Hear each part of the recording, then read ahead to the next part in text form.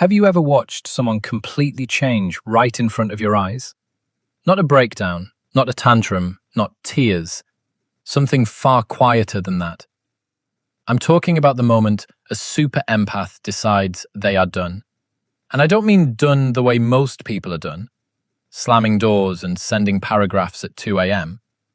I mean done in the way that a storm goes completely silent right before it takes the roof off the house. That moment has a name. People who study narcissistic abuse call it the Empath's Dark Turn.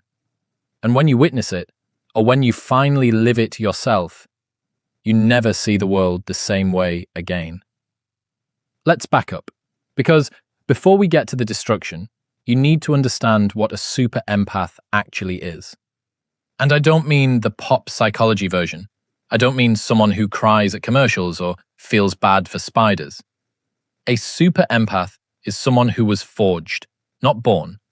They're the person who grew up in a house where they had to read the room just to survive, where they learned to feel the shift in someone's energy before a single word was spoken, where they became so finely tuned to other people's pain that they forgot, somewhere along the way, to tune into their own. They're the friend you call at 3 a.m., the one who already knows something is wrong before you've said it, the one who will carry your grief with you, even when it nearly breaks their own spine. Now here's the part society doesn't tell you. That level of emotional intelligence, in the wrong hands, it becomes a target. A narcissist doesn't stumble into a super empath by accident. They find them, the way a heat-seeking missile finds warmth. Because a narcissist's greatest need is to be endlessly reflected back to themselves as brilliant, chosen, and irreplaceable. And who does that better than someone who was literally trained from childhood to put other people's needs above their own? The empath doesn't see it coming. Why would they? They're too busy seeing the best in someone who has no intention of showing it. It starts with intensity, that overwhelming feeling of being truly seen. The narcissist is an expert at mirroring, showing you exactly what you've always wanted, wrapped in attention that feels like sunlight after a decade of grey skies. And the empath thinks, finally, someone who gets it, someone who gets me. They don't get you. They've just studied you. So the cycle starts. And if you've lived it, you know exactly what I mean. The empath gives, the narcissist takes.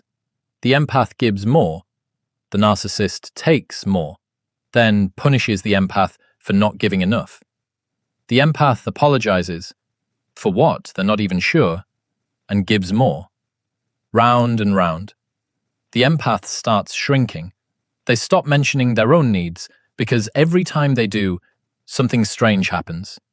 The conversation pivots. The narcissist suddenly becomes the victim. There's a cold silence or a volcanic rage, and the empath ends up comforting the very person who just dismissed their pain. It's a magic trick, and it works every single time. Until one day, it doesn't. Here's what nobody talks about. The moment a super empath finally sees through it isn't loud. It doesn't announce itself. There's no big dramatic revelation. No screaming match where the truth spills out like a broken dam. It's more like a click. A quiet, internal, cellular click. Something rearranges behind their eyes. The empath looks at the narcissist, mid-manipulation, mid-performance, mid-spin cycle, and instead of feeling the familiar pull of guilt, or the exhausting urge to fix, or that old, desperate hunger to be loved by this particular person, they feel nothing. Not anger, not grief, nothing. And that nothing, that is the most dangerous thing a narcissist has ever encountered. Because here's what the narcissist never anticipated. They were playing chess with someone they thought was a pawn. What they didn't realize is that a super empath, once they stop caring, becomes something entirely different. They stop playing defense. They start playing chess too. And they are better at it. Because a narcissist only ever learned to read people for weakness, but an empath has spent their entire life reading everything. The patterns, the cycles, the tells, the gaps between what someone says and what they actually mean. The narcissist taught the empath every single move in the playbook, every manipulation tactic, every gaslighting technique, every trapdoor and sleight of hand.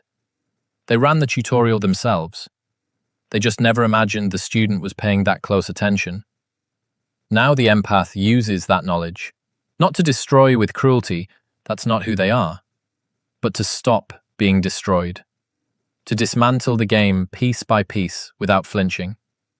When a super empath turns dark, and I want you to understand this clearly, it doesn't look like revenge. It doesn't look like obsession. It looks like indifference. They stop explaining themselves. The narcissist used to be able to bait them into long, emotional conversations that went nowhere, where the empath always ended up exhausted and the narcissist always ended up victorious. That stops. The empath answers in 3 words where they used to write 3 paragraphs. They stop reacting. The narcissist throws a match into what they assume is a pile of dry kindling. Nothing catches. The empath just watches it burn out. They stop being available. And I don't mean in a petty, I'm going to make them miss me way.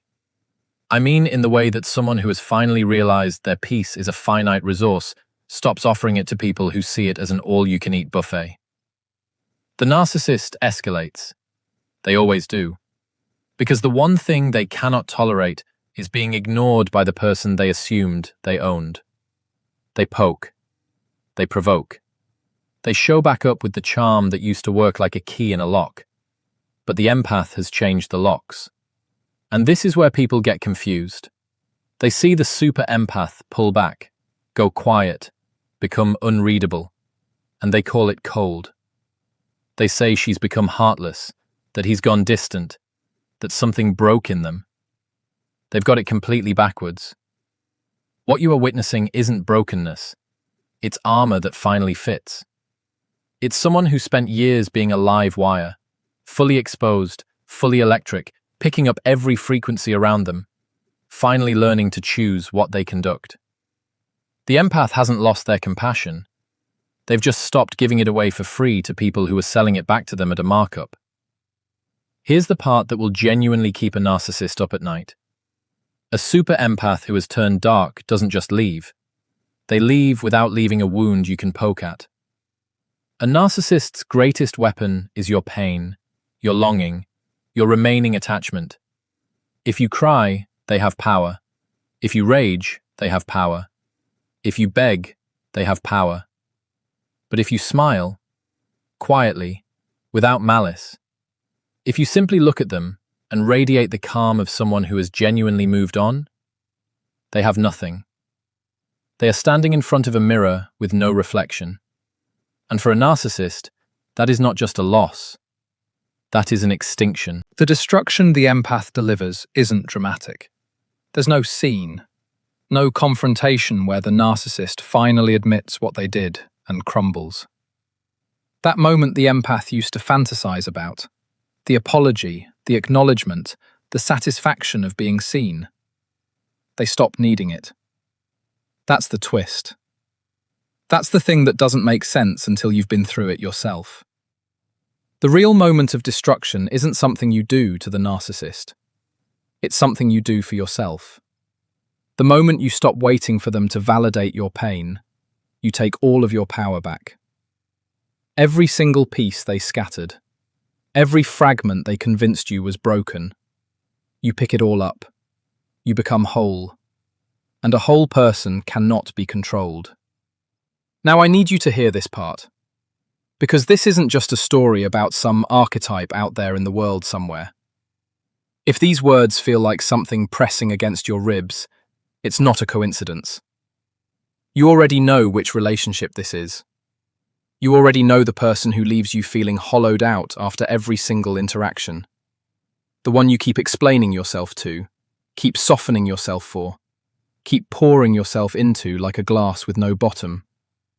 You felt that click before, maybe quietly, maybe just for a second, before the guilt pulled you back in.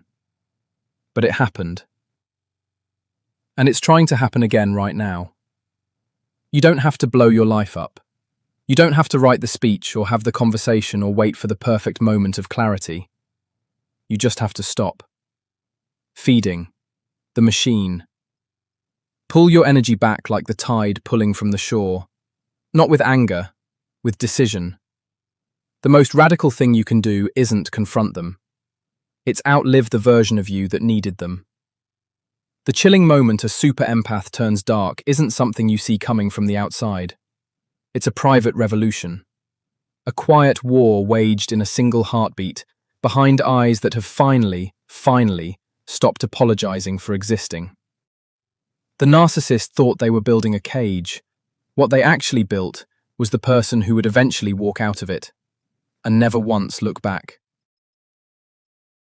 Share this with someone who needs to remember that the most powerful thing they can do today isn't fight harder. It's care less, strategically, deliberately, and without a single ounce of guilt. Your peace is not a consolation prize. It's the whole point.